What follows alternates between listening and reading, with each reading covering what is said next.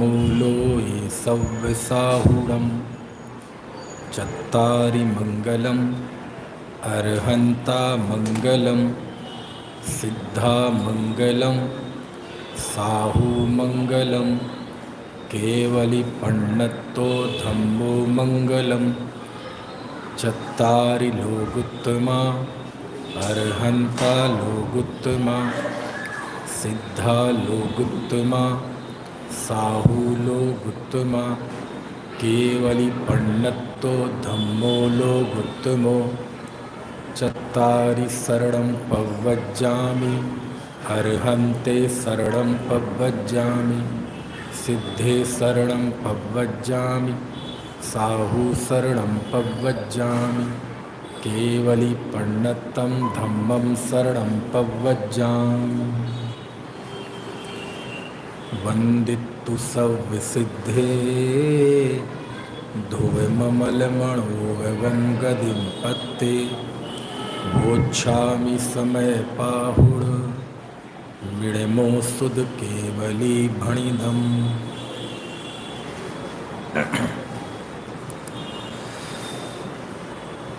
आत्मार्थी का जीवन,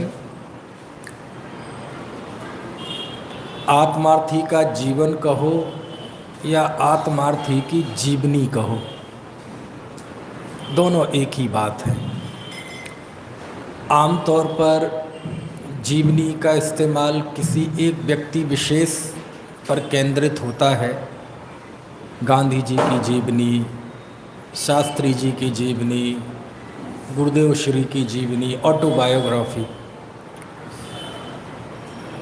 हम भी एक जीवनी को पढ़ रहे हैं, लेकिन वह जीवनी किसी एक व्यक्ति विशेष की नहीं है। जो भी एक तत्वरसिक आत्मार्थी सद्गृहस्थ है, वो किसी भी क्षेत्र का, किसी भी कुल का, किसी भी भाषा का, कहीं का भी हो सकता है। ऐसे एक आत्मार्थी की जीवनी अथवा आत्मार्थी के जीवन को समझ रहे हैं। पिछले 2 व्याख्यानों में हमने 2 विशेषताएं जानी। पहली, आत्मार्थी को किसी से शिकायत नहीं होती, और दूसरी कि आत्मार्थी को भय नहीं होता, वह निर्भय होता है। क्यों होता है? कि उसने सारे संसार को जान लिया है। सारे संसार को जानने का मतलब क्या है? वस्तु स्वरूप को जानना, सिस्टम को जानना। और जब सिस्टम जान लिया जाता है तो मानो दुनिया मुट्ठी में आ गई। आज हम तीसरी विशेषता जानते हैं। अभी हमने जो 2 विशेषताएं जानी वो थी नास्ति परक, कि उसे आसक्ति नहीं होती, उसे भय नहीं होता। प्रश्न ये है, ये तो नास्ति से हो गया, कुछ अस्ति से बताओ ना, कुछ विधेय परक बताओ ना। ये तो क्या नहीं है, क्या नहीं है वो है क्या? समझ में आया? तो आत्मार्थी के जीवन की तीसरी विशेषता होती है कि आत्मार्थी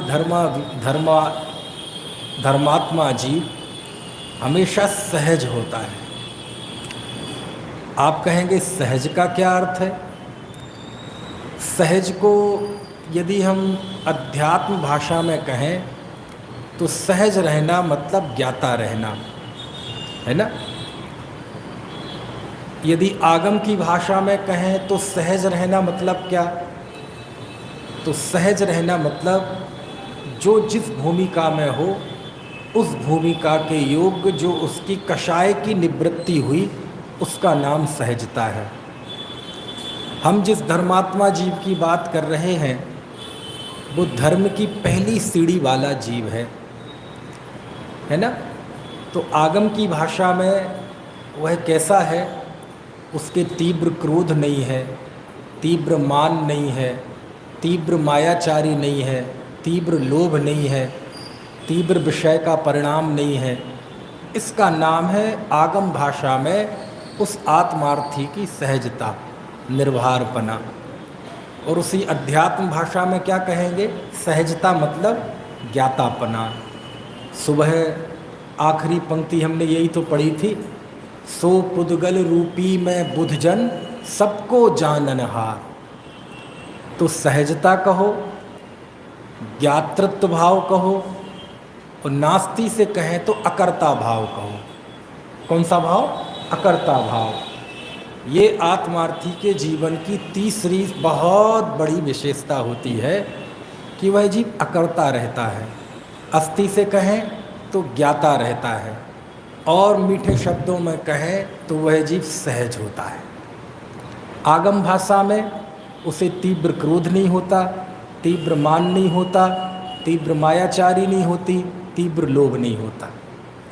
और यहाँ तीव्रता का अर्थ क्या है कि बस उसे यदि क्रोध मान माया लोभ का परिणाम आ जाए तो वह उसे रखना नहीं चाहता, उसे लंबाता नहीं है, उसमें ठहरना नहीं चाहता, बल्कि उत्पन्न होने के तुरंत बाद ही वह उससे निवृत्ति का उपाय करने लगता है।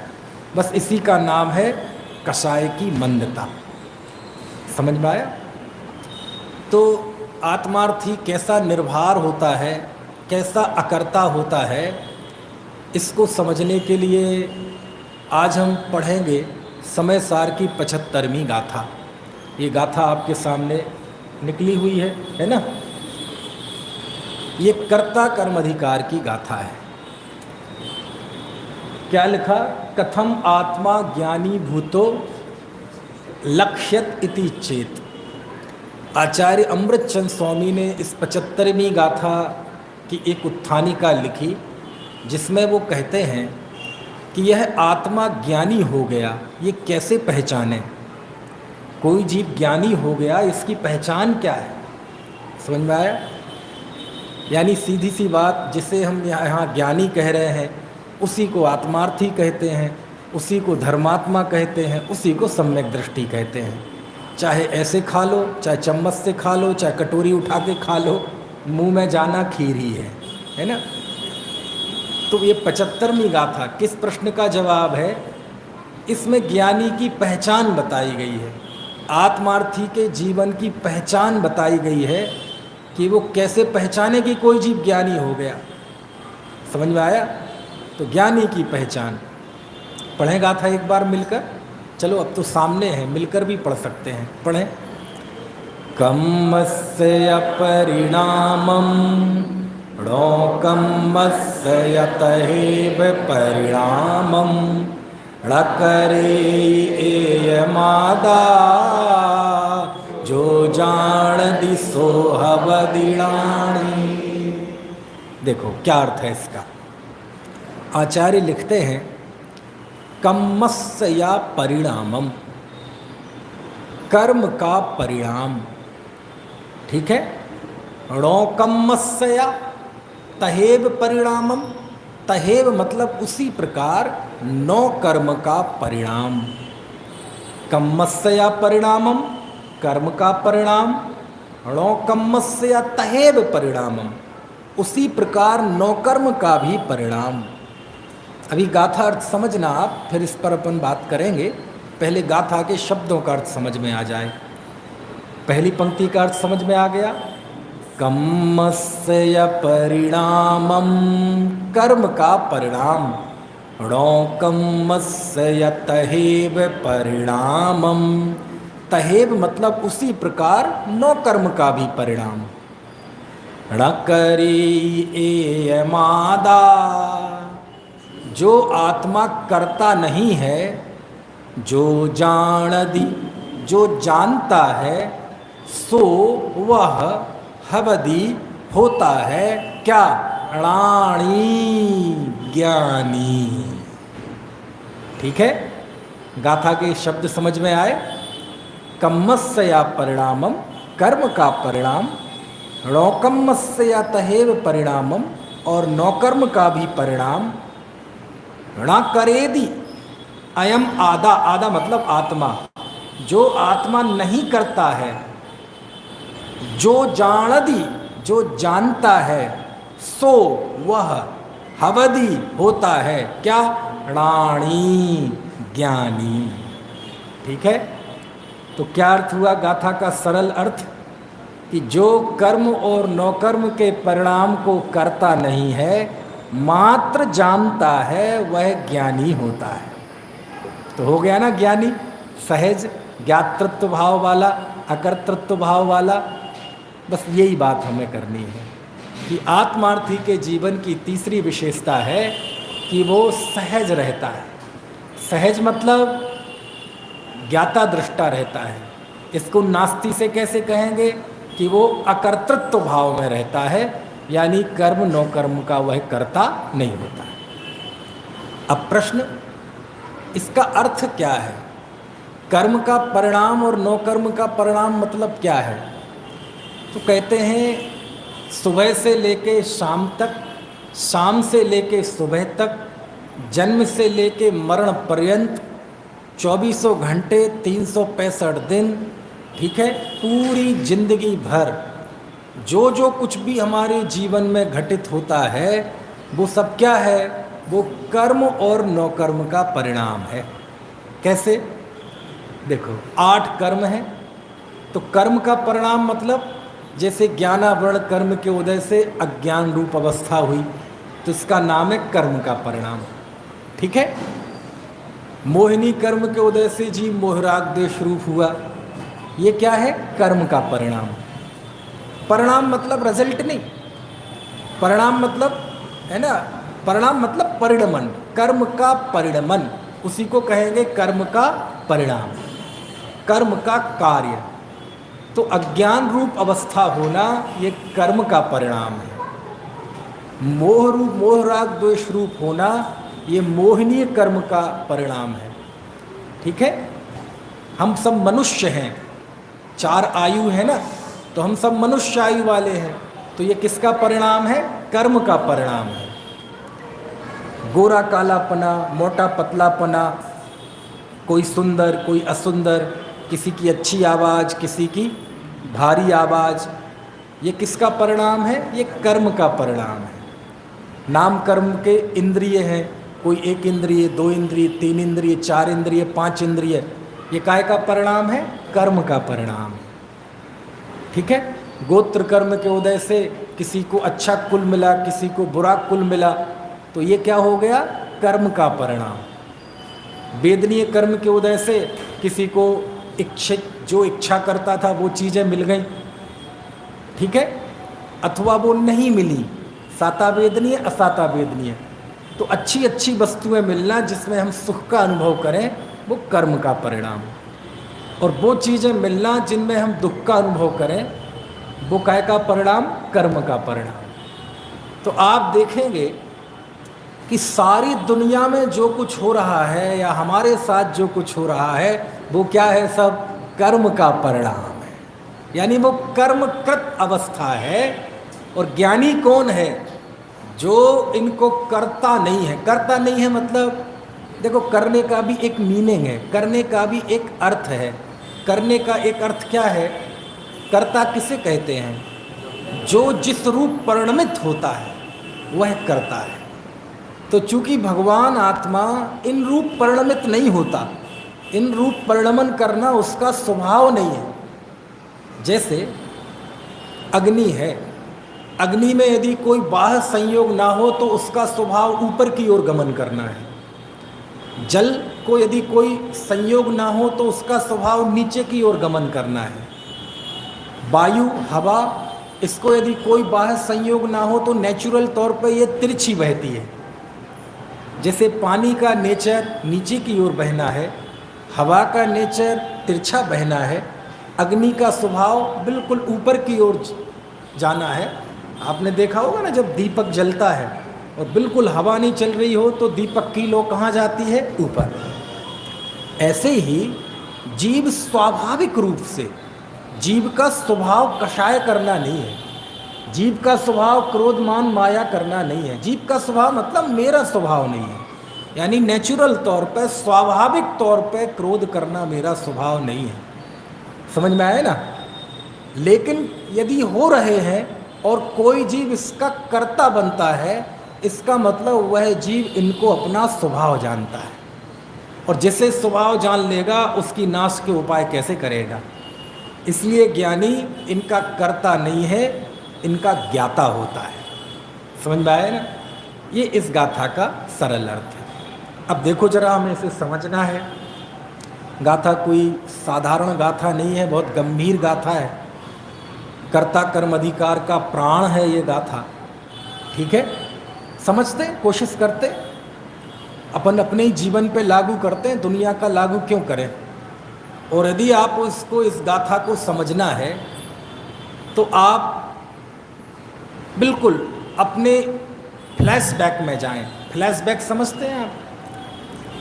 जैसे आपके मोबाइल में जो वीडियो आप चलाते हैं तो उसमें दो ऑप्शन होते हैं, एक किसी वीडियो को रिवर्स करना हो अथवा उसे फॉरवर्ड करना हो।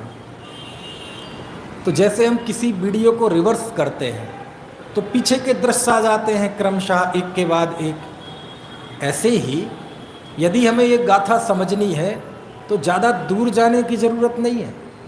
हम अपने इस वर्तमान जीवन को थोड़ा रिवर्स कर दें। क्या कर दें? थोड़ा रिवर्स।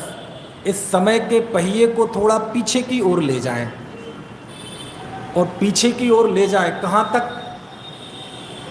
वहाँ तक तो आप जा ही सकते हैं जहाँ तक आपको याद है। किसी को 6-7 साल 8 साल की घटनाएं तक याद हैं, वहाँ तक तो आप जा ही सकते हैं।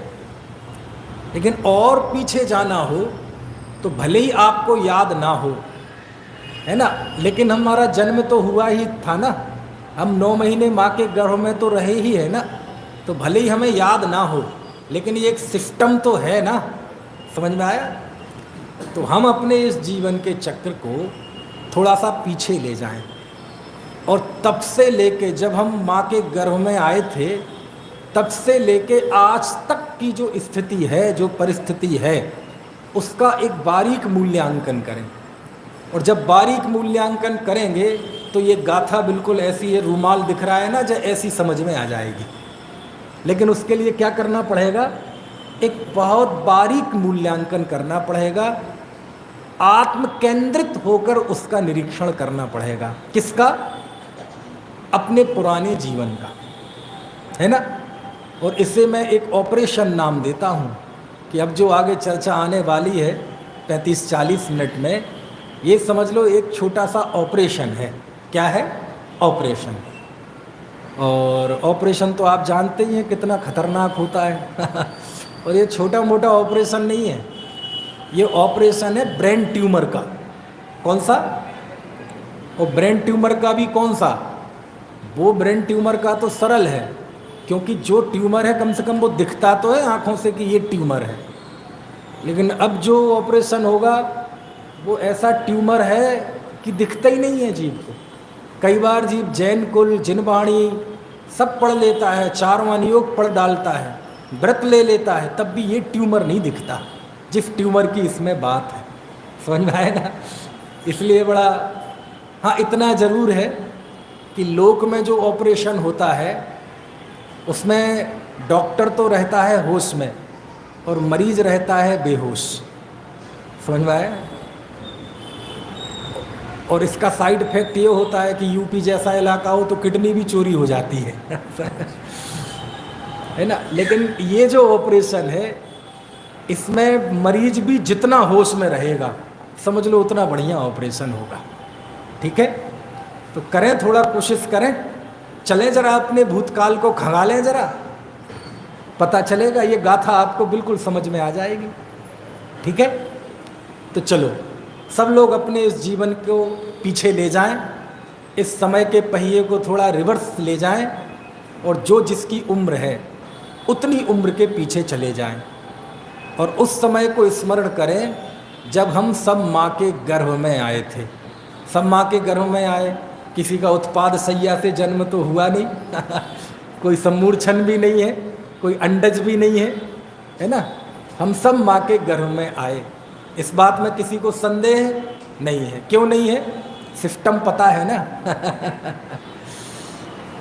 अच्छा बताओ, जब हम माँ के गर्भ में आए और हम सब मनुष्य हुए, ठीक है, जब हम मनुष्य हुए तो क्या हमसे पूछा गया था कि बताओ आप क्या होना चाहते हैं, मनुष्य, त्रैंच, देव, नारकी? ऐसे कोई ऑप्शन दिए गए थे आप में से किसी को कि क्या होना चाहते हैं आप?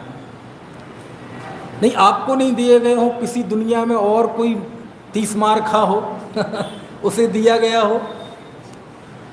अच्छा, यानी हम मनुष्य हैं, पक्का है ना? लेकिन आपने चुना क्या मनुष्यपना? क्या लोक में, कुदरत में मैं कौन सी गति में जाऊं? मनुष्य, त्रैंच, देव, नारकी, किसी के पास ऐसी व्यवस्था है क्या? सिस्टम में ये है क्या? नहीं है। और कदाचित ऐसा होता कि हमारे हाथ में होता आयु चुनना, गति चुनना, तो क्या होता संजय भैया? नरक तो खाली हो जाता पूरा कौन जाता नरक में? बिल्कुल सस्ती जमीन मिलती फिर वहाँ त्रैंच गति में कोई जाता? कोई नहीं जाता, क्योंकि त्रैंचों के दुख जो है, कष्ट हैं, क्या हम प्रत्यक्ष नहीं देखते? एक पिल्ला है, 2 व्हीलर से जा रहे थे, गलती से उसके पैर के ऊपर से हमारा स्कूटर निकल गया। अब वो ची ची ची ची ची ची करते कहीं कोने में झाड़ियों में पड़ा रहेगा।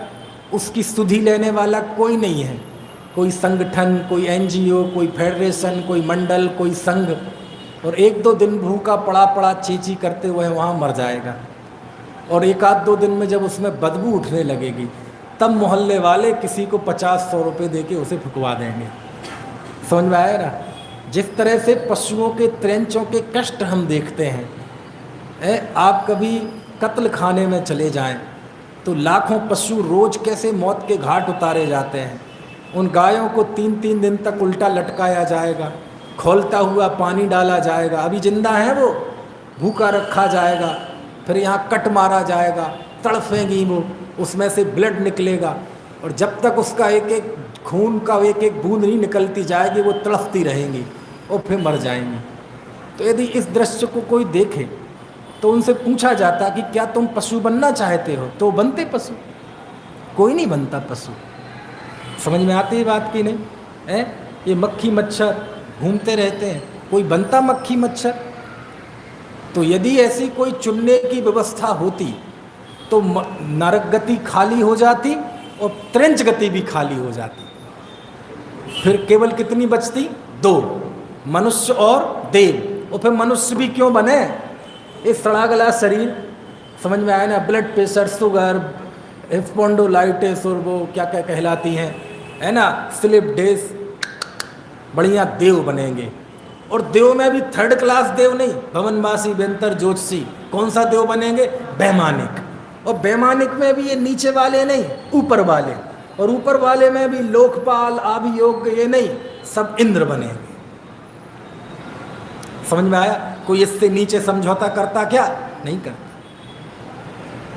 समझ में आया? तो फिर क्या हुआ? उस समय की योग्यता से, पूर्व कर्म के उदय से जो स्थिति बननी थी वो बन गई। वो कर्म और नौकर्म का परिणाम था, वो आत्मा का परिणाम नहीं था। क्योंकि आत्मा का परिणाम होता तो मैं उसमें व्याप्त होता, मैं व्यापक होता, उसमें मैं फैला हुआ होता। तो बताओ आप में से कोई एक व्यक्ति कहे हाँ मैंने ये मनुष्य अवस्था चुनी है। चुनी है किसी ने? नहीं चुनी। तो हम मनुष्य हुए अपनी इच्छा से नहीं हुए। चलो अगला, थोड़ा ऑपरेशन को आगे बढ़ाते हैं। चलो जो भी था, कर्म के उदय बस सब मनुष्य हो गए। लेकिन मनुष्य में भी कोई पुरुष है, कोई स्त्री है, कोई नपुंसक है। आप पुरुष हुए, आपने पुरुषपना चुना, पहले आपको लिफ्ट दी गई हो, आप क्या बनना चाहते हैं? पुरुष, स्त्री, नपुंसक, इनमें से कोई नहीं। ऐसा कोई KYC फॉर्म भरने को दिया गया था? नहीं दिया। आप स्त्री हुए, आपसे पूछा गया था? नहीं पूछा गया। और यदि पूछने की व्यवस्था होती तो कोई स्त्री बनता? नहीं बनता। क्योंकि स्त्री पर्याय के कितने कष्ट हैं सब जानते हैं। आपके लिए वो स्वानुभूत हैं, हमारे लिए वो सहानुभूत हैं। समझ में आया ना? है? चलो स्त्री पर्याय में तो जो कष्ट हैं ही एक तीसरे भी होते हैं, उनके जीवन के कष्टों की तो आप कल्पना नहीं कर सकते। इस पृथ्वी को कागज बना के, समुद्र को स्याही बना के, वनस्पतियों को कलम बनाया जाए, तब भी वो जो थर्ड जेंडर होते हैं ना, नपुंसक जिन्हें कहते हैं, उनके दुखों को आप समझ नहीं सकते। इतने कष्ट होते हैं, शारीरिक कष्ट, मानसिक कष्ट, समाज के तिरस्कार के कष्ट, अपमान के कष्ट, गरीबी के कष्ट, बहुत कष्ट होते हैं। हालांकि वो दिखाई कम देते हैं, कभी स्टेशन पे दिखाई दे जाएंगे, कभी बस स्टैंड पे, कभी आपके दुकान पे भी आ जाएंगे, कभी घर में कोई संतान हुई हो तो वो मांगने के लिए आ जाएंगे। समझ में आया ना? और इतने कष्ट होते हैं उनके जीवन में। कुछ समय पहले की बात है, मेरे समझ से 15-18 साल हो गए, यहाँ मुंबई में एक अध्यात्म स्टडी सर्किल चलता है, तो उसमें व्याख्यान करने के लिए हम भी गए शुरू में 1-2 साल, फिर नौकरी में आने के बाद नहीं जा पाए। तो अलग अलग सर्किल बने हुए होते हैं, लेकिन विद्वान रहते सब एक स्थान पर हैं। तो एक बार क्या हुआ कि सुबह सब लोग एक साथ रहते हैं, नहा धो के दर्शन करने के लिए एक मंदिर में जाते हैं। वो सीमंदिर जिनालय है ना मुंबा देवी में, तो वहीं जाते थे सब दर्शन करने। तो वो मंदिर थोड़ा सा अंदर है, तो चौराहे पे गाड़ी खड़ी करते थे। तो कई लोग थे, अपने पंडित ज्ञानचंद जी विदिशा वाले, झांझरी जी, और शायद भैया भी रहे होंगे, पंडित जी, राजन जी, मुझे ध्यान नहीं है। 5-6-7 लोग एक बार वो क्वालिस गाड़ी में आ जाते थे, 2 ट्रिप में लगता था। तो हम लोग गए, तो जब मंदिर करके वापस उस चौराहे पे खड़ी हुई गाड़ी में बैठने लगे, तो 3 नपुंसक आए, नपुंसक थर्ड जेंडर न्यूट्रल। तो आए और वो मांगने लगे। उन्होंने देखा कि ये सफ़ेद कपड़ों में हैं, सफ़ेद पोश हैं, कुछ अच्छे से लोग दिख रहे हैं। हालांकि उसका ये भ्रम था, क्योंकि सफ़ेद पोश तो दूसरे तरह के लोग भी होते हैं। लेकिन मुंबई में मामला ठीक होगा, हमारे यूपी में आओ तो जितने बढ़िया बढ़िया लोग होते हैं सब सफ़ेद ड्रेस में ही होते हैं। लेकिन उस तो जो भी ड्रेस देखी हो, जो भी था, तो वो लोग आ गए और मांगने लगे। और मुझे अभी भी चेहरा बिल्कुल हमारे वो मत स्मरण है ना, उस पटल पे बिल्कुल स्पष्ट झलक रहा है। वो तीनों आए और उन्होंने मांगा। हम लोगों ने उपेक्षा करके हम बैठने लगे, तो एक ने तो ऐसा कुर्ता ही पकड़ लिया। तो भाई साहब वो ऐसे पीढ़ा में मालूम क्या बोलते हैं, ऐसे दुख के साथ, बिल्कुल आँखों से आंसू झलके नहीं और बाकी सब हुआ, और ऐसी छाती पीट पीट के ऐसे, अरे आप लोग हमारी मदद करो। सुबह का वक्त था, 8-8:30 का, कोई ज़्यादा भीड़ भी नहीं थी। अरे आप लोग हमारी मदद करो, आप लोग इतने अच्छे दिख रहे हैं, आप लोग हमारी मदद नहीं करेंगे तो कौन करेगा। चलो यहाँ तक तो बात ठीक थी, अब इसके आगे सुनना वो क्या करे। मालूम क्या बोले, अरे हम लोग पापी हैं, पापी हैं, हम लोग बहुत गिरे हुए लोग हैं, हमने पता नहीं पिछले जन्म में कौन से ऐसे पाप किए कि हमें ये दिन देखने पड़ रहे। और वो दृश्य मेरे मन में आज भी जाता नहीं है। इतना दुख, इतनी पीड़ा उनके चेहरे पे मैंने देखी।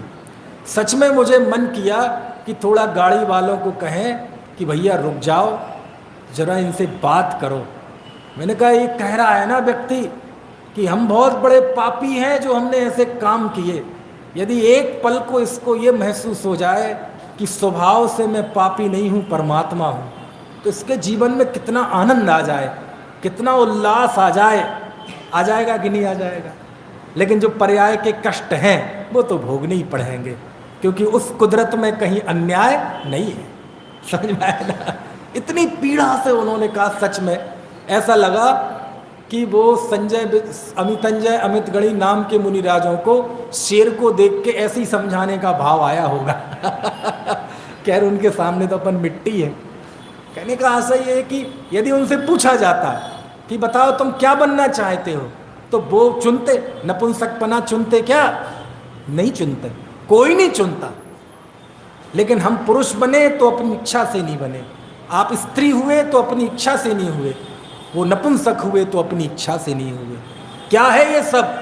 ये कर्म नो कर्म का परिणाम है। काय का परिणाम है? उस समय कर्म के उदय से जो परिस्थिति बननी थी बन गई। कौन है उसका कर्ता? कोई भगवान ने वो कार्य किया? नहीं, उस जीव वो व्यापक होकर कार्य कर रहा है, नहीं, उन सारे कार्यों का कर्ता कर्म है। कौन है? कर्म के उदय का परिणाम है। समझ में आती है बात की नहीं है? अच्छा चलो और आगे बढ़ाते हैं ऑपरेशन को। हम मनुष्य हुए, इच्छा से नहीं हुए। स्त्री पुरुष नपुंसक हुआ जीव, अपनी इच्छा से नहीं हुए। चलो अच्छा आगे, हमारे माता पिता कौन होंगे? आपसे पूछा था कि कैसे माता पिता चाहते हो, कैसे घर में पैदा होना चाहते हो, आपका बैकग्राउंड कैसा हो, ऐसा आपसे पूछा गया था। और यदि कोई पूछने की व्यवस्था होती तो सब चक्रवर्ती के यहाँ पैदा होते, सब नारायण अर्ध नारायण बलभद्र के यहाँ पैदा होते, सब मांडलिक अर्धमांडलिक महामांडलिक राजाओं के यहाँ पैदा होते। अब वो ये तो हो गई शास्त्रीय भाषा। आज की भाषा में कहें तो सब राष्ट्रपति के यहाँ पैदा होते, प्रधानमंत्री के यहाँ पैदा होते, चीफ मिनिस्टर के यहाँ पैदा होते, और गिरी से गिरी हालत में विधायक तो चाहिए ही चाहिए। समझ में आए ना? है? लेकिन ऐसी है क्या व्यवस्था? यदि ऐसी कोई व्यवस्था होती कि कैसे माँ बाप चाहते हो, तो कोई गरीब के यहाँ पैदा नहीं होता, जिसके यहाँ खाने के लिए रोटी नहीं, रहने के लिए घर नहीं, पहनने के लिए अच्छे कपड़े नहीं। क्या ऐसे कुल में पैदा होता? क्या ऐसा माँ बाप के यहाँ पैदा होता? ये झोपड़पट्टी बनी रहती हैं, कच्ची बस्तियाँ, रेलवे ट्रैक के किनारे मक्खियाँ भिनक रही हैं, तो यहाँ ऐसी स्थान पर पैदा होता क्या? सब राजा के यहाँ पैदा होते, बड़ी रईसों के यहाँ पैदा होते। लेकिन किसने चुने माता पिता? किसी ने चुने हो तो बताओ। आप में से एक व्यक्ति खड़ा होकर ये कहे कि हाँ मैंने अपने माता पिता चुने हैं। समझ में आती है बात? और एक बार की चुनने की यदि कोई व्यवस्था होती तो कोई व्यक्ति गरीब माता पिता चुन लेता, लेकिन ऐसे माता पिता कतई नहीं चुनता कि जिन्होंने जन्म दिया वही पेट में हत्या कर दें। होता कि नहीं? भारत देश में हजारों हॉस्पिटल्स ऐसी हैं जहां रोज लाखों बच्चे पेट में मार दिए जाते हैं और उनकी बेटियां कूड़े के ढेर में कुत्ते चाटते हैं। बोलो ये दृश्य आम है ना? किसने मरवाया? डॉक्टर ने नहीं, कोई कहा था कि तुम, जिनने पैदा किया उन्होंने मरवा दिया। और उन हड्डियों से पूछो तो वो कहेंगे भैया मुझे गरीब के यहाँ पैदा कर दो, लेकिन मुझे इन रईस जादों के यहाँ व्यभिचारियों के पैदा नहीं होना। समझ में आती है बात? आपको पता होना चाहिए, अमेरिका में चाइना में एक बच्चे का नियम है, अब 2 का हो गया पिछले कुछ समय से, लेकिन संतानें तो होती हैं। और चाइना के आदमी मनुष्य का भी मांस खाते हैं। समझ में आए? और जितना ताज़ा बच्चा होता है बुकिंग होती है पहले से। और यहाँ हॉस्पिटल में बच्चा पैदा हुआ और वो सीधा रेस्टोरेंट में जाता है और 10 मिनट बाद वो ओवन में पका के लोगों की थालियों में पहुँच जाता है। अब उस बच्चे से पूछते कि बेटे तुम्हें कैसे माता पिता चाहिए? मुझे गरीब दे दो, मुझे झोपड़पट्टी में पैदा कर दो, जंगलों में पैदा कर दो, लेकिन मुझे ऐसे रईस जादों के यहाँ पैदा नहीं होना। लेकिन है कहाँ व्यवस्था? आप लोग कह रहे हैं अरे रे नहीं, इसके लिए नहीं बता रहा हूँ मैं, ये कोई दया और करुणा के लिए बात नहीं बता रहा हूँ, ये मैं सिस्टम बता रहा हूँ। क्या बता रहा हूँ? वस्तु स्थिति बता रहा हूँ, एक गाथा समझा रहा हूँ, जिसमें कुंद कुंद देव कह रहे कि जीव कर्म नो कर्म का कर्ता नहीं है, कर्म कृत जो व्यवस्था है उसका कर्ता मैं नहीं हूँ। एक कर्ता कर्म की व्यवस्था बाह्य संयोगों के साथ, ये कर्म और इसके बीच में एक संबंध है, एक सहज संबंध है, उसके अनुसार ये सब होती रहती है। बोल ना, बताओ ना आप, व्यक्ति अहंकार करता है तो बताओ ना किसी ने क्या चुने? माता पिता चुने हैं क्या किसी ने? समझ में आती? चलो माता पिता तो नहीं चुने, जन्म स्थान चुना, कहाँ पैदा होऊंगा मैं, किसी ने चुना? यदि होती व्यवस्था तो कोई जंगलों में पैदा नहीं होता, कोई गंदी बस्तियों में पैदा नहीं होता। अरे चलो जन्म समय चुना क्या? समझ में आया? मेरा एक दोस्त कुंडली दिखाने गया एक ज्योतिषी को, बोले बेटे यदि तुम 5 मिनट लेट पैदा हो जाते तो तुम्हारी कुंडली में राजयोग था। अब इसको कौन बताए कि पैदा होना कोई हमारे हाथ में है? हम कोई गर्भ में हम कोई अलार्म डाल के बैठे थे? कोई को करके कि इतने बजे आऊँगा और मैं पैदा हो जाऊँगा। समझ में आया ना? देखो जरा, ना पर्याय चुनी, ना माता पिता चुने, ना जेंडर चुना, ना जन्म स्थान चुना, ना जन्म समय चुना। अच्छा बताओ, भाई बहन चुने क्या? कि जब पैदा हुए तो आपसे पूछा गया हो कि कितने भाई बहन चाहते हो? किसी से पूछा था? यदि ऐसी कोई व्यवस्था होती ना, तो सब बड़ा बेटा हो तो सब छोटा भाई भरत जैसा चुनते, कोई बाहुबली जैसा कोई नहीं चुनते। और आप जाओ दुनिया में, लाखों कोर्ट में केस चल रहे हैं भाई भाई के बीच में प्रॉपर्टी को लेकर। अरे इतिहास में जाके देखो कितने भाइयों ने अपने भाइयों का कत्ल करके राज सत्ता प्राप्त की है, कितने भाइयों ने भाइयों का कत्ल करके प्रॉपर्टी हड़पी है। समझ में आया ना? यदि भाई चुनने की, बहन चुनने की व्यवस्था होती तो सब भरत जैसा भाई चुनते, लेकिन है क्या व्यवस्था? नहीं। हाँ, एक मामले में व्यक्ति जरूर कहता है कि वो मेरी चुनने की व्यवस्था है। वो कौन सी है? पत्नी। लेकिन ये भी भ्रम है। क्यों? क्योंकि यदि पत्नी चुनने की व्यवस्था होती तो गोपाल दास बरैया अपनी पत्नी कभी नहीं चुनते। सुना है ना बरैया जी के बारे में? ऐसा सुनने में आता है कि गोपाल दास जी बरैया की पत्नी बहुत झगड़ालू थी, और गोपाल दास जी बरैया ये कहते थे, कोई कंप्लेन नहीं, कि बोले हमारा तो इतना पुण्य का उदय है, इतना पुण्य का उदय है कि पत्नी भी मिली तो नित्य वैराग्य दायिनी मिली, जिसको देख देख कर मुझे नित्य वैराग गाता है। पंडित जी शास्त्र प्रवचन कर रहे हैं और वहाँ से वो पत्नी चिल्लाते हुए आ जाए, चीखते हुए, बुरा भला कहते हुए, गाली देते हुए। पंडित जी उठें, जाएं, उसका हुक्का भर के आएँ। हुक्का जानते कि नहीं? कोई बात नहीं, नहीं जानते तो अच्छा है। कभी हमारे मेरठ थाना में दिखाऊंगा, मेरे घर में नहीं है। उसका हुक्का भर के आए और वापस आए और बताना, देखना भैया कौन सा पेज, कौन सी गाथा चल रही थी। ऐसी स्थिति। एक बार वो रात में, ठंड के दिन थे, भयंकर ठंड के, जनवरी का महीना, और रात में जब वो वापस गए घर पे, तो मंदिर में कुछ कार्यक्रम था तो देर हो गई। जब वापस वो पहुँचे, रात के 12 बज गए, तो उन्होंने जाके डोरबेल बजाई। डोरबेल मतलब सांकल बजाई। समझ में आया ना? यही उस समय की डोरबेल होती थी। तो कोई ऐसी साधन था नहीं कि मैसेज कर देते, फोनाचार, व्हाट्सएपाचार, ऐसा कुछ नहीं था। तो गए, उन्होंने सांकल खटखटाई। भयंकर ठंड के दिन, अब वो खोले ही नहीं। हाँ जी भगवान, सुनती हो?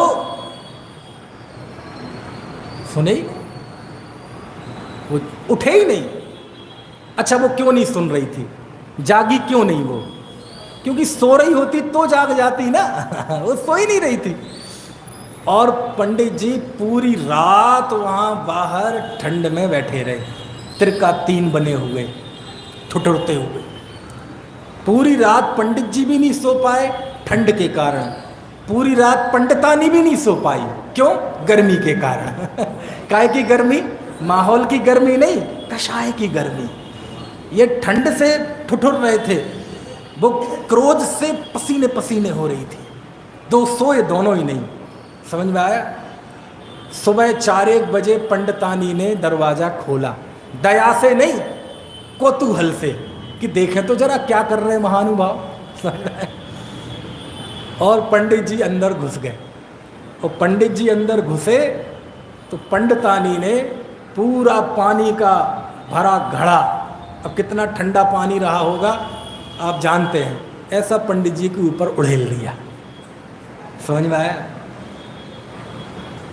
पंडित जी ऐसे कह के, ऐसे झड़ाझुड़ू से के, ऐसे जरा खड़े हुए, मुस्कुरा के बोले, भाग्यवान तू, ये भाग्यवान तू। तेरे भाग्य में इतना बढ़िया पति लिखा। हे भाग्यवान, मैंने सुना है लोक में कि जो बादल गरजते हैं वो बरसते नहीं हैं, लेकिन तू ऐसी बदलिया है, बंदरिया नहीं, बदलिया है, जो गरजती भी है और बरसती भी है। हमें भ्रम हो जाता है दरअसल कि हम वर चुनते हैं, बधू चुनते हैं। ऐसा कुछ नहीं है। जिससे शादी होना हो, दुनिया खिलाफ हो, परिवार वाले खिलाफ हों, दोस्त यार खिलाफ हों, और पता नहीं आपको कौन सी चीज़ अच्छी नज़र आ जाए, और नहीं होना हो तो माता पिता राजी हों, समाज राजी हो, राष्ट्र राजी हो, विश्व राजी हो, दोस्त यार राजी हो, इसे पता नहीं कौन सी कमी नज़र आ जाए। और कई बार तो ऐसा होता है, जब तक शादी होने का काल ना आया हो तो सब विरुद्ध आचरण करेंगे, नहीं नहीं नहीं, इन्हें पसंद नहीं, उन्हें पसंद नहीं, उन्हें पसंद नहीं है। और शादी होने का उसी से काल आ जाएगा तो अपने आप दिमाग बदल जाएंगे। कहा भैया इतना फिर से बात तो करो। समझ में आया ना? ये भ्रम होता है। अरे ना हमने माता पिता चुने, ना भाई बहन चुने, ना पत्नी चुनी। आपको पता हो, एक बैरिस्टर चंपत राय थे, नाम सुना? चंपत राय बहुत बड़े ज्ञानी, बहुत बड़े धर्मात्मा, मतलब शास्त्र ज्ञानी, बहुत जबरदस्त, जिन्होंने जैन संविधान लिखा। और बैरिस्टर चंपत राय के साथ ऐसी घटना हो गई कि पहले के ज़माने में ऐसा हो जाता था कि दिखाते किसी और को थे और मंडप में पता चले कोई और है। ये मुझे इसलिए पता कि मेरे खानदान में भी घटना एक ऐसी हुई थी। और पता चला कि जब उनकी शादी हो गई, फेरे पड़ गए, तो रात में पता चला कि जिससे शादी हुई वो पागल है, बिल्कुल ऊपर का माला खाली। अब आप सोचो क्या स्थिति बनी होगी। आप थोड़ा उस दृश्य का कल्पना करो, जब सुबह पता चला कि ये तो पागल है। अरे रे रे, किसी को काटो तो खून नहीं। अरे आक्रोश का वातावरण। माता पिता ने कहा हमारे साथ छल हुआ है, हम इन पे केस करेंगे, कोर्ट में घसीटेंगे, जेल में चक्की पिसवाएंगे। इतना बड़ा धोखा हमारे बेटे के साथ। किसी ने कहा इनको समाज से बहिष्कृत करा देंगे, बर्बाद कर देंगे इन्हें हम। आप सोचो क्या क्या कहा गया होगा। कहा यही होता है लोक में, और क्या क्या कहा होगा वो ज़्यादा आप हमसे जानते हैं। समझ में आए ना? कितना बुरा बुरा कहा होगा। और कहा बेटे कोई बात नहीं, तुम मेरे बेटे हो, चिंता मत करो, छोड़ दो इसे अपने घर में भेज दो, कागज में तैयार करा दूंगा। इतना बड़ा धोखा, इतनी बड़ी बात हमसे छिपाई, ये पागल है, कैसे जिंदगी निकलेगी? हमारे बेटे के साथ बैरिस्टर है, इसके साथ खिलवाड़ हुआ है। सारी दुनिया ने कहा ऐसे छोड़ दो, इसे छोड़ दो। बैरिस्टर चंपत राय बहुत गंभीरता से सारी चीज़ों को सुन रहे हैं। समाज वालों की भी बातें, माता पिता की भी बातें, भाइयों की भी बातें, सब सुन रहे हैं। उन्होंने कहा नहीं, मैं नहीं छोड़ूंगा। बोले क्यों? बोले तुम जैनियों को शर्म नहीं आती? तुमने हंसी खेल समझ रखा है? ये वो संस्कृति है क्या कि रात में शादी हुई और सुबह तलाक? क्यों? इसने मेरी टॉवेल यूज कर ली। समझ में आया ना? How dare you touch my towel. ये वो संस्कृति है क्या कि रात में शादी हुई और सुबह तलाक? बोले क्यों? ये खर्राटे लेता है। बोले शर्म नहीं आती? तुम ऐसी बात करते हो? देवशास्त्र गुरु की साक्षी में लिए हैं ना 7 फेरे, पंच परमेष्ठी की पूजा करके, यंत्र के सामने, जिनवाणी के सामने अष्टद्रव्य समर्पित किया है ना देवशास्त्र गुरु को, और देवशास्त्र गुरु की साक्षी में 7 फेरे लिए हैं। तुम गुड्डा गुड़ियों का खेल समझते हो? चलो आज मैंने इसे छोड़ दिया। यदि ये लड़की है, इसमें दिमाग नहीं है, ये जाके कहीं कुएं में कूद गई तो, ये किसी ट्रेन के नीचे आ गई तो, ये आत्महत्या कर लेगी तो, नस काट लेगी तो, जहर खा लेगी तो, कभी सोचा है तुमने? और यदि ये दुर्घटना नहीं होनी होती तो पहले ही अच्छी से होती। नहीं नहीं नहीं नहीं, मैं नहीं चलूं। उन्होंने नहीं छोड़ी, उसे उदय का परिणाम जाना, उसे कर्म के उदय का परिणाम जाना, और उन्होंने निभाया, उसका इलाज कराया, और कुछ सालों बाद देर तो लगी और वो ठीक हो गई। समझ में आया ना? ऐसा नहीं होता है। समझ में आया? तो किसने चुनी बताओ? पति पत्नी चुनता है कोई? तो करो जरा, ले जाओ अपने जीवन के पीछे को, थोड़ा फ्लैशबैक में जाओ। अरे ना सही अनंत काल पुराने जीवन को, अरे वर्तमान जीवन का ही विचार करो। कि आज जिस परिस्थिति में हम हैं उस परिस्थिति को किसने चुना है? हमारी इच्छा से है क्या ये परिस्थिति? हमारे जिंदगी के मेजर फैक्टर, बड़ी बड़ी चीजें उस समय सुनिश्चित हो गई थी जिस समय हम माँ के गर्भ में थे, जिस समय हमें कोई सोचने विचारने की शक्ति नहीं, कुछ करने की शक्ति नहीं, कुछ प्लानिंग की शक्ति नहीं। हमारे माता पिता गर्भ में तय हो गए थे, हमारी बल्दियत गर्भ में तय हो गई थी, हमारा जेंडर, हमारी आंख नाक कान, हम रूपी होंगे कि क्या सुंदर होंगे कि असुंदर होंगे, गोरे होंगे कि काले होंगे, हमारी जिंदगी के सारे पहलू तो उस समय तय हो गए थे जब आप कोई पुरुषार्थ करने के काबिल ही नहीं थे। बोलो आपने कोई चीज अपनी इच्छा से चुनी हो तो? पर्याय नहीं चुनी, माता पिता नहीं चुने, भाई बहन नहीं चुने, पत्नी नहीं चुनी, बच्चे नहीं चुने, बच्चे भी कोई नहीं चुनता। क्यों? यदि बच्चे चुनने की व्यवस्था होती तो राजा श्रेणिक कुणिक बेटा जैसा बेटा कभी नहीं चुनते। चले जाओ भारत के इतिहास में कितने राजाओं ने राजगद्दी प्राप्त की, कैसे? अपने पिता को मारकर।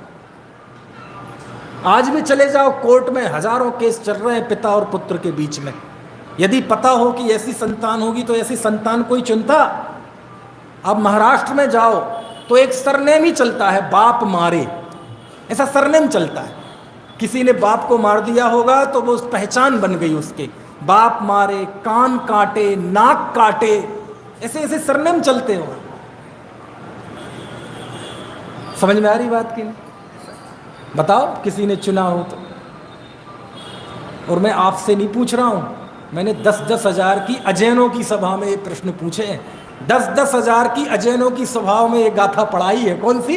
कम्मस्या परिणामम णो कम्मस्या तहेव परिणामम न करे ये मादा जो जान दी सोहवदी ढाणी। कौन है ज्ञानी? जो समस्त जीवन मरण सुख दुख हर्ष विषाद राग द्वेष को कर्म का परिणाम मानता है, वह उसका कर्ता नहीं उसका ज्ञाता बनता है, वह ज्ञानी होता है। एक आध को तो टिक कर दो, थोड़ी हमें तसल्ली हो जाए कि ये हमने चुना। हाँ चलो और थोड़े भीतर जाते हैं। किसी ने ये शरीर चुना है क्या? आप में से किसी ने शरीर चुना हो तो बताओ। यदि शरीर चुनने की कोई व्यवस्था होती तो क्या लूले पैदा होते? क्या लंगड़े पैदा होते? क्या अपंग पैदा होते? क्या कुरूप पैदा होते? क्या सब जन्म से ही कामदेव की तरह सुंदर पैदा होते? काय की तरह? कामदेव की। फिर शांतिनाथ, कुंतुनाथ, अरहनाथ अकेले कामदेव नहीं होते, हम सब कामदेव होते। लेकिन कोई लंबा हुआ अपनी इच्छा से हुए, कोई नाटा हुआ अपनी इच्छा से हुआ, कोई गोरा काला अपनी इच्छा से हुआ। कैसे कैसे बच्चे पैदा होते हैं? 2 धड़ 1 सिर, 1 सर 2 धड़, ऐसे ऐसे लोग पैदा हो रहे हैं। 1 धड़ है 2 सिर हैं, ऐसे ऐसे बच्चे पैदा हो रहे हैं। बोलो यदि शरीर चुनता कोई तो ऐसा शरीर चुनता क्या? आज से लगभग मेरे समझ से 12-13 साल हो गए होंगे। ये मलाड के हैं ना, मलाड के अपने साधर्मी, मुंबई मलाड के भाईंदर, ये सब मिल के मई के महीने में एक शिविर लगाते हैं। मालूम कहाँ? चिंतामणि पार्श्वनाथ तीर्थ है, ये बिल्कुल जंगल में है, अहमदाबाद से 150 किलोमीटर दूर। देखा है किसी ने? आपने देखा है। अहमदाबाद से जाते हैं 150 किलोमीटर दूर, हिम्मतनगर ज़िले में है, ईडर तहसील है। तो बहुत शुरुआत में नौकरी में नहीं था, तब टाइम रहता था तो मैं गया 2-3 साल लगातार। तो बैठा मैं ट्रेन में, सुबह 10 बजे ट्रेन से वहाँ उतरा। कहाँ? अहमदाबाद में। तो सुबह 10 बजे, मई का महीना आप जानते ही हैं कितनी गर्मी हो जाती है मई के महीने में, 10 बजे भी बहुत गर्मी हो जाती है। तो अब वहाँ से 150 किलोमीटर जाना है। फिर तो हिम्मतनगर से एक विद्वान थे हसमुख भाई, वो मुझे रिसीव करने आए स्टेशन पे। तो उन्होंने स्टेशन से लिया और चल पड़े। और रास्ते में हिम्मतनगर पड़ता है, वहाँ उनका भी घर भी है, बिल्कुल मिड में पड़ता है, बीच में। तो उन्होंने कहा कि 10 बज गए हैं, अब यहाँ आते आते 11:30 बज गए हैं, तो ऐसा करते हैं भैया, इनको यहीं नहा लेंगे, दर्शन करके भोजन वगैरह कर लेंगे, भूखे होंगे, फिर इसके बाद चलते हैं चिंतामणि पार्श्वनाथ। ठीक है। तो भैया उनके घर में बैठे, पहले तो शुरुआत में थोड़ी शिष्टाचार की बातें हुई, और बातें होने के बाद बोले ऐसा करो पंडित जी आप स्नान कर लो। मैंने कहा ठीक है। और ज्यों ही मैं उठा तो उठते ही मेरी निगाह एक कमरे पर पड़ी, और वो जो मैंने देखा, यदि कोई छोटा बच्चा होता तो चीख मार देता, बिल्कुल चीख देता। मैं भी एकदम दंग रह गया। क्या देखा? एक 12-13 साल का बच्चा लेटा हुआ है, बिल्कुल हड्डियों का ढांचा, बिल्कुल हड्डियों का ढांचा। ये समझ लो आप, उसमें चर्बी मांस जैसा कुछ था ही नहीं, जैसे लकड़ियों का गट्ठर हो और बहनों का वो पतला दुपट्टा आता है ना, वो उस पर डाल दिया हो, बिल्कुल हड्डियां और उस पर स्किन चिपकी हुई, ऐसा बिल्कुल देख के डर जाए, बिल्कुल स्केलेटन। वो मेरे चेहरे के हाव भाव समझ गए। उन्होंने मुझे बिठाया, बोले पंडित जी ये मेरा बेटा है, उसका नाम था रौनक। क्या नाम था? रौनक। अभी उसकी बहन लोनावाला में मिली थी मुझे। तो बोले ये क्या है? बोले पंडित जी इसके शरीर में एक ऐसा वायरस है कि ये लगातार पूरे हड्डियों के अलावा अंदर के सारी मांस मज्जा को, मसल्स को डैमेज करता जाता है, खाता जाता है, और जहाँ जहाँ वो चलता जाएगा वहाँ केवल हड्डी हड्डी बचेगी और सब खत्म होता जाता है। मैंने कहा आपने इसका कोई इलाज नहीं कराया? बोले नहीं, इसका दुनिया में कोई इलाज नहीं है। डॉक्टर ने बता दिया कि इसकी अधिकतम जिएगा तो 18-19 साल जिएगा, इससे ज़्यादा इसकी उम्र नहीं है। तो कोई इलाज नहीं कराया? बोले इसका दुनिया में कोई इलाज नहीं है। मैंने कहा प्रश्न खड़ा होता है, अरे दुनिया में इतनी तरक्की कर ली, साइंस ने इतनी तरक्की कर ली, एलोपैथी, होम्योपैथी, आयुर्वेदी, नेचुरोपैथी, एक्यूप्रेशर, एक्यूपंचर, रेकी, ये ना हो तो अनुलोम विलोम, कपाल भाती, भुजंगासन, शवासन, लेठासन, उठासन, बैठासन, कुछ तो होगा। और ये नहीं हो तो पदमपुरा, चूलगिरी, तिजारा, झाड़ फूंक, मंत्र तंत्र, भक्तांबर, विषापहार स्तोत्र, कल्याण मंदिर स्तोत्र, कोई तो इसका इलाज होगा।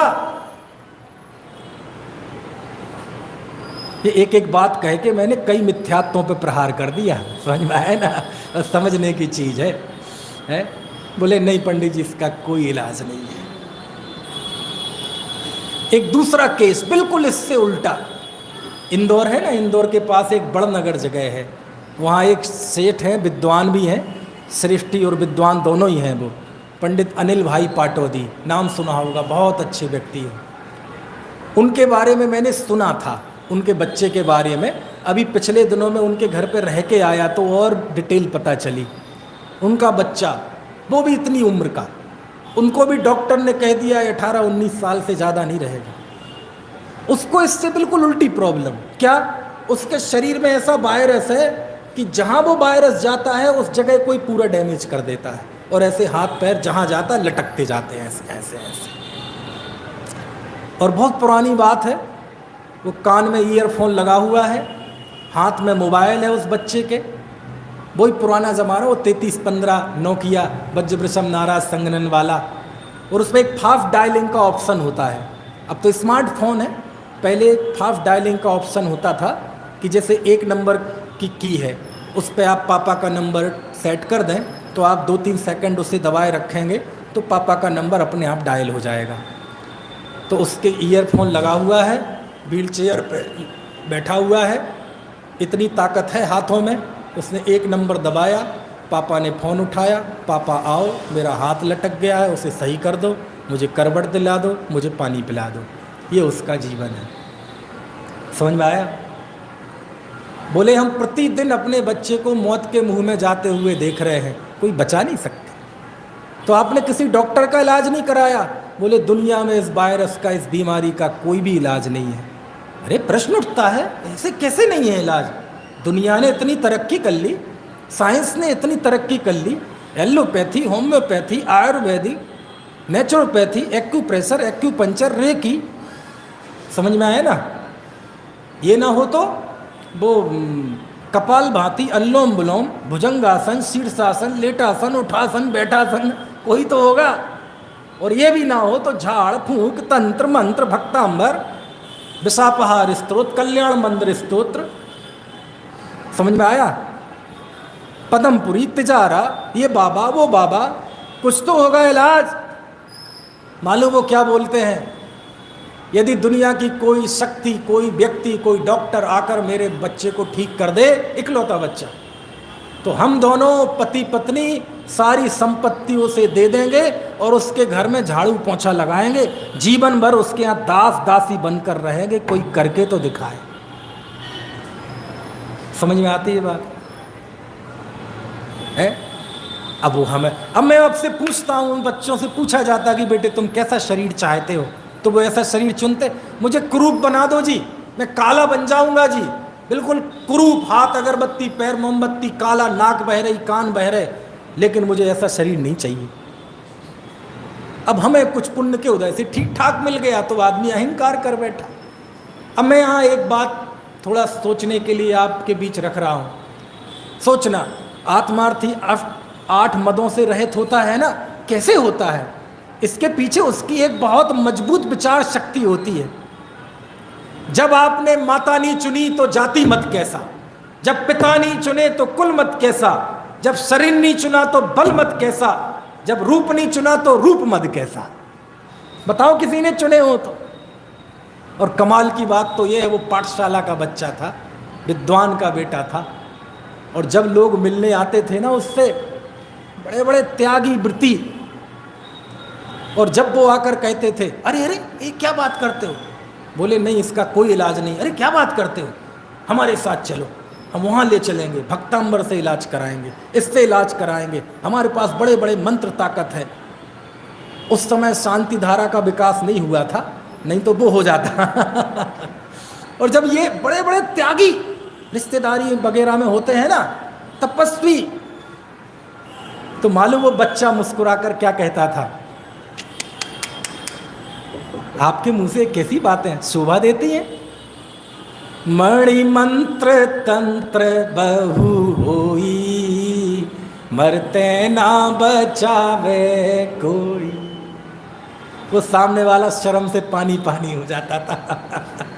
बोले ये बात तो किसी मुमुक्षु के घर में हो सकती है, ये चीज़ दुनिया में कहीं नहीं मिल सकती। बताओ किसी ने चुना है क्या शरीर? हाँ, अहंकार कितना ही कर लो, मैं रूपवान, मैं ताकतवर, समझ में आया? नहीं है भैया, नहीं है। बताओ किसी ने, एक व्यक्ति तो खड़ा हो जाए, वर्तमान में 8 अरब लोग हैं, 8 अरब में से कोई एक व्यक्ति खड़ा होकर कह सकता है कि ये शरीर मैंने चुना है, माता पिता मैंने चुने हैं, भाई बहन मैंने चुने हैं? नहीं चुने।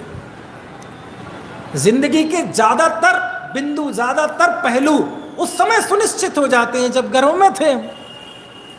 हाँ, कुछ छोटी मोटी चीजें होती हैं कि हम स्वस्थ पैदा हुए तो अस्वस्थ हो गए, गरीब पैदा हुए थे अमीर हो गए, तो व्यक्ति उसमें अहंकार कर लेता है कि इतना तो हमारे ऊपर छोड़ो।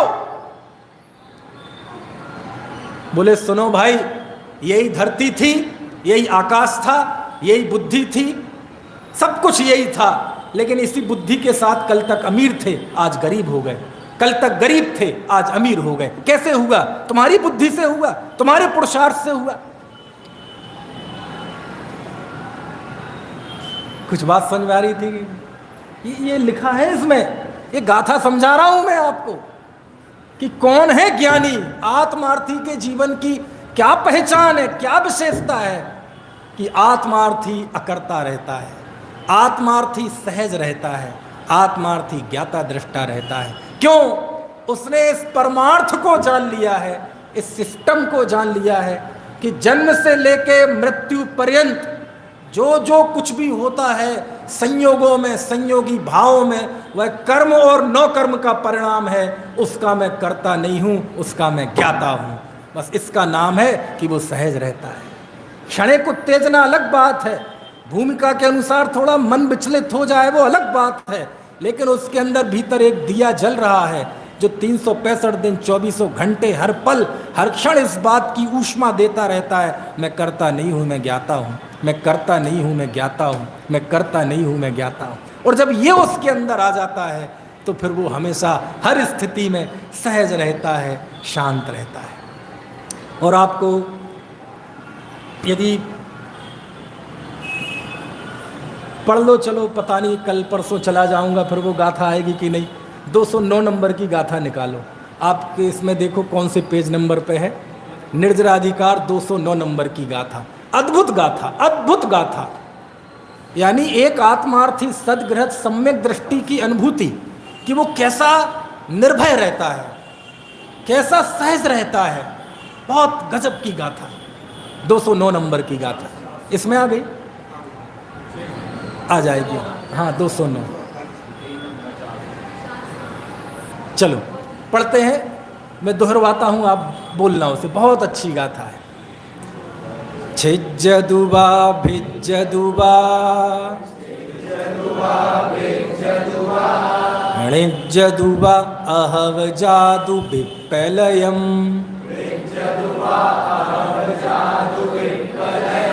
जम्हा तम्हा गच्छदु तह विहुण परिगहो मज्झ। बहुत अच्छी गाथा है ये। वही गाथा है निर्जराधिकार की गाथा, जहाँ एक भेद विज्ञानी जीव की अंतः परिणति और उसकी बेफिक्री बताई जा रही है।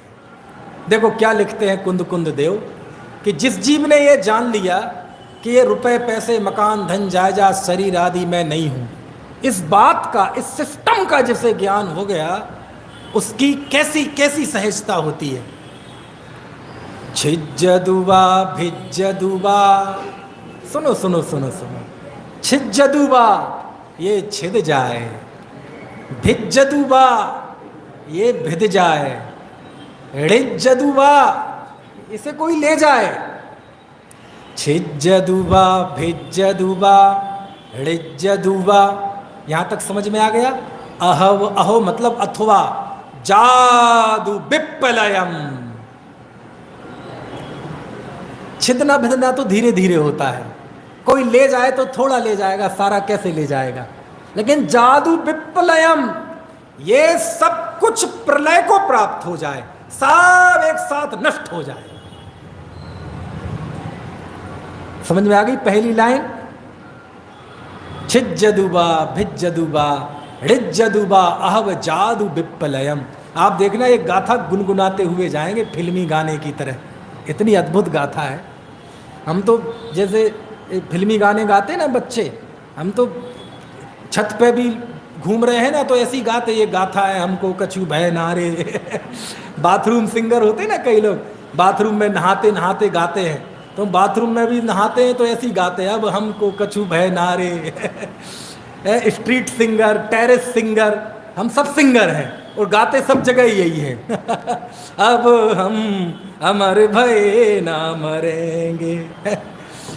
छिज्जदुबा भिज्जदुबा ऋज्जदुबा अहव जादु विप्लयम। अर्थ समझ में आ गया पहली लाइन का। छिद जाए या भिद जाए, ले जाए या प्रलय को प्राप्त हो जाए। Online translation. ठीक है, समझ में आ गई पहली पंक्ति। अब दूसरी लाइन, कुछ बचा क्या अभी। छिद जाए, भिद जाए, कोई ले जाए, सब कुछ एक साथ नष्ट हो जाए, प्रलय को प्राप्त हो जाए। जम्मा तम्मा गच्छदु, और जहां जहां जैसा जाना है सो चला जाए। तह बिहुण परिग्रहो मज्ज, बावजूद ये रुपए पैसे धन जायदाद परिग्रह मेरा नहीं है।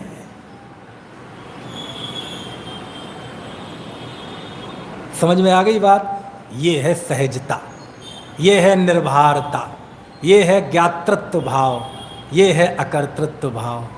छिद जाए, बिद जाए, कोई ले जाए, प्रलय को प्राप्त हो जाए, अरे और जहां जहां जाना हो तो चला जाए, बावजूद इसके परिग्रह मेरा नहीं है। रुपए पैसे मकान धन जायदाद तुम छिद जाओ, भिद जाओ, लेकिन मजाल मेरे चेहरे पे एक सिक ना जाए। समझ में आया ना। इसका नाम है, पढ़ो जरा एक बार गाथा आनंद के साथ। छिज्जदुबा भिज्जदुबा ऋजदुबा अहव जादु बेपलयम जम्मा तम्मा गच्छदु तबिहुण परि गहो मज्ज। समझ में आया है? आज ये मकान खड़ा है, कल के दिन ये गिर जाए, आग लग जाए, हम सड़क पे आ जाएं, हमें उस बात की कोई फिक्र नहीं है। आज लोग सम्मान करते हैं, कल मुझे गालियां दें, मुझे इस बात की कोई फिक्र नहीं है। आज ये घर परिवार वाले सब बहुत सेवा कर रहे हैं, कल के दिन मुझे लात मार के घर से निकाल दें, मुझे इस बात की कोई फिक्र नहीं है। ये शरीर आज खड़ा है, कल इसमें लकवा मार जाए, कीड़े मकोड़े पड़ जाएं, तब भी मुझे इस बात की कोई फिक्र नहीं है। आज मकान है, दुकान है, नौकरी है, व्यापार है, कल के दिन गरीब हो जाऊं, मूंगफली बेचने के लिए भी स्थिति आ जाए, तब भी मुझे उस बात की कोई परवाह नहीं है। छिज्जदुबा भिज्जदुबा हृज्जदुबा अहव जादु विप्लयम। समझ में आ गया गाथा का अर्थ? समय तो हो गया, इसका एक व्याकरण का पॉइंट और समझ लो, क्योंकि वो फिर कल स्किप करके कल नहीं बता पाऊंगा, लगे हाथ समझ लो, वो व्याकरण से निकलेगा अर्थ है। आप में से कितने लोगों ने थोड़ी सी संस्कृत का अभ्यास किया है? संस्कृत थोड़ी बहुत आती हो? आपको आती है और आपको आती है? देखो बताता हूँ, बहुत बहुत आनंद आएगा। अभी स्पेशल इफेक्ट्स है इसमें थोड़ा सा व्याकरण का, वो कुंद देव ने दिया है, मैंने नहीं दिया, समझ में आया है मुझे। क्या लिखते हैं देखो, एक तो होता है आज्ञा, एक होता है सलाह, आशीर्वाद। आपको जाना चाहिए, नहीं आपको जाना ही चाहिए, get out from here, you should go, आपको जाना चाहिए, यू मस्ट गो, नहीं आपको जाना ही चाहिए, गेट आउट फ्रॉम हियर, चले जाओ यहां से।